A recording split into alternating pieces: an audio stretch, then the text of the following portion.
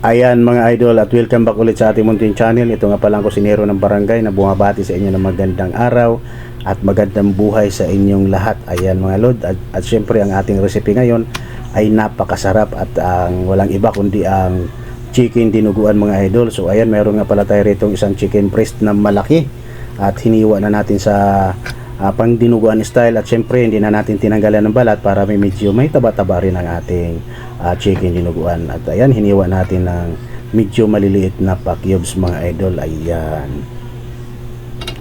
So ayan na nga, nagprepare na tayo ng mantika at syempre igisa lang natin rito ang ating bawang. Igisa lang natin rito ng maayos ang bawang para lumabas ang kanyang aroma.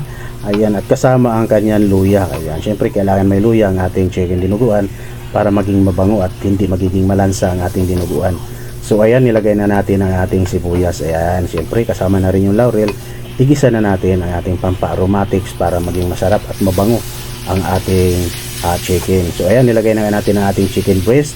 Ayan, at hayaan lang natin siya na maggisa ng magtubig. Ayan, at palabasin natin ang kanyang katas para maging masarap at siguradong mabango ang ating dinuguan. Ayan.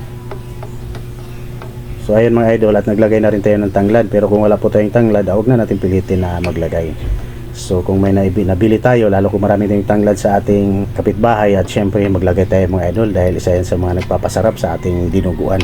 Ayan, at syempre ayan, nilagay na natin ang ating chicken dinuguan at hayaan lang natin siyang kumulo-kulo at hayaan lang natin siyang kusang lumapot, lalong-lalo na kung puro ang kanyang binigay sa atin ng ating suke na dinuguan. So ayan, naglagay na rin tayo ng suka mga idol.